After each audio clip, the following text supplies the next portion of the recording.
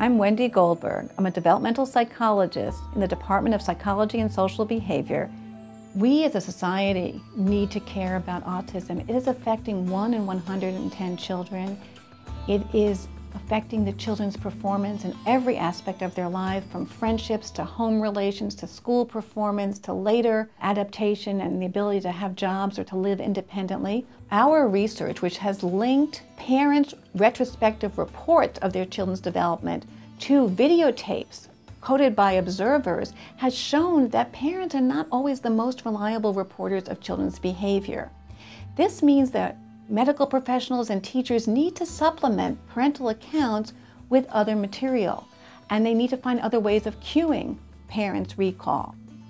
They also need to develop early methods for doing proactive, prospective assessments of children's development so that we can catch autism in the making. We can catch it at 6 months, at 12 months, at 18 months. One of my graduate students has developed a DVD that will help educate parents to detect and to know the early signs of autism. With my graduate students, we are disseminating our findings to parent groups, autism societies, autism newsletters, and in that way we are conveying in more everyday language the important findings that are coming out of our university laboratory and field research.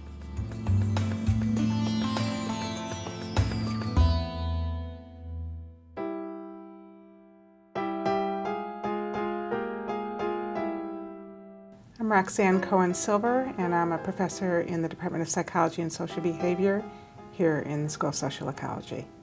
When I was in high school, my very close friend's father got a brain tumor, and I didn't know how to respond to her. I couldn't help her in any way, and it was at that point that I really felt that I wanted to be able to provide assistance to people who had experienced sudden traumatic events.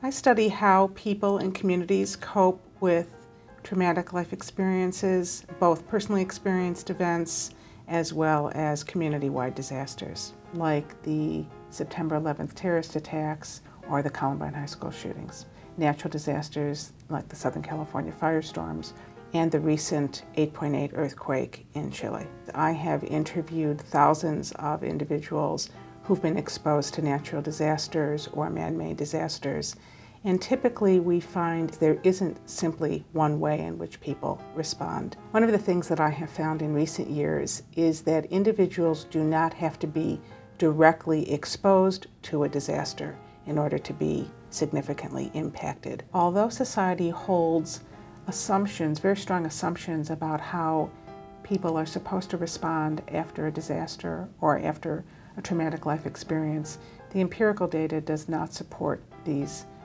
assumptions, and in fact I've labeled them as the myths of coping.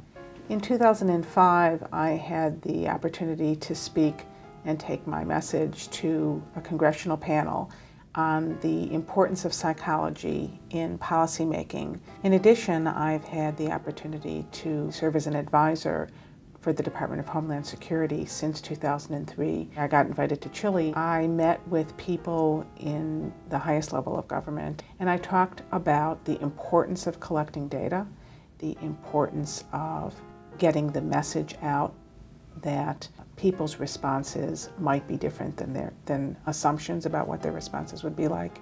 And importantly, in Chile, they are repeatedly exposed to earthquakes in particular, but they've learned nothing. There's no empirical record of how people respond and the best ways in which to help people after a disaster. So my message was, let's collect some data. Let's try to inform the historical record so that after the next Chilean earthquake, people will be better prepared.